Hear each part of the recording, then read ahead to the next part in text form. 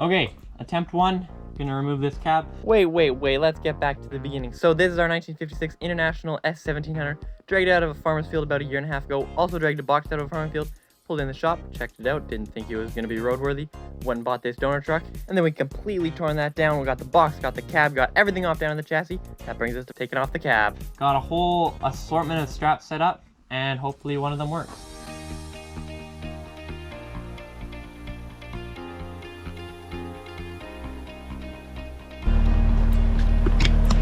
So the issue we're having right here is the clutch pedal's caught there. We're just gonna grind it off.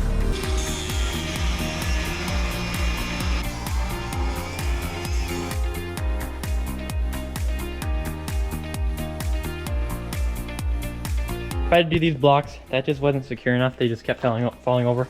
Didn't want this cab to tip over. So what I went ahead and did, cleaned off this bench, and it's nice and low, so the cab will sit on it nicely. Lift the cab up, I'm gonna move it to around there, and then slide this straight in there and hope that it all works. So I'm gonna hop in the skid steer and pick it up and drive about 3 feet forward and try and square it up.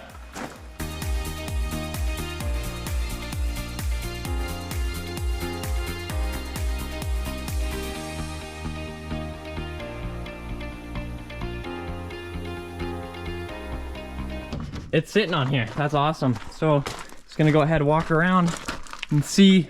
That's on the runner, that's not quite. So I don't like that. Gonna pick it up again, move it over a little. Might just try to do that by hand. I can seem to pick it up all right by myself. So picked it up, moved the tray or the bench over, and it's looking good under here. That one's on, and that one's on. So I'm gonna go ahead, grab some straps, wrap under here and up through that U. Gonna do that. 2 spots back here and probably 1 up front, just to make sure we don't have any issues. And then, yeah, we'll disconnect the skid steer and try and roll this thing inside.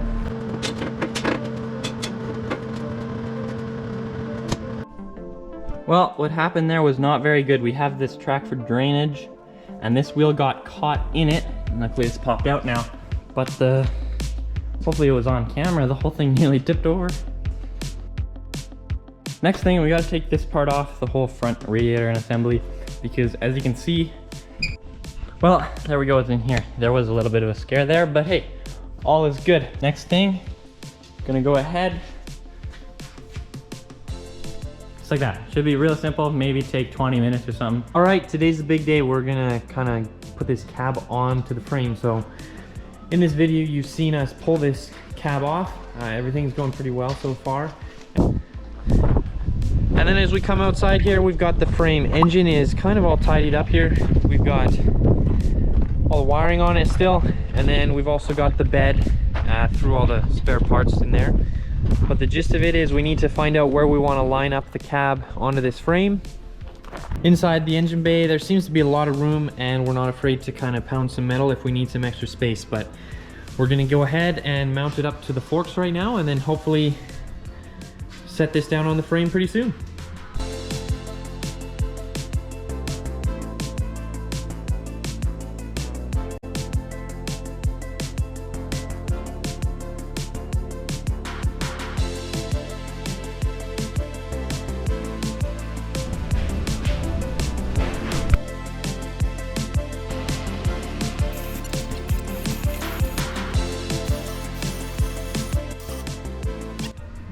So using the winch with the quad was actually a great idea.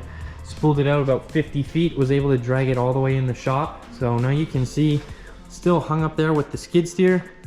Now the biggest thing here is just looking for clearances. Want to make sure we've got enough room on the front of the grill there, and then also for the back. Looking from up top, it's pretty good. We'll just have to see the clearance with the firewall, but I think shouldn't have too many issues. Back here, the sizing is pretty appropriate, and we've got just the right amount of clearance for the cab. So I'm actually pretty excited. We're gonna lower it down now and see that everything will fit.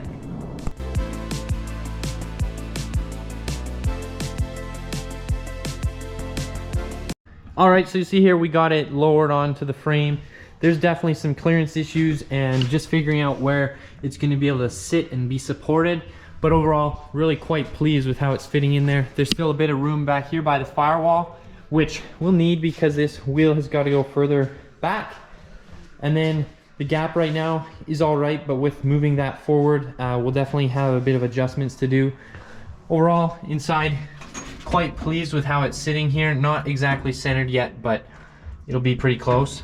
You can kind of see here how it's a little wider where I am, and then over there it gets a little tighter, but shouldn't be too hard to adjust.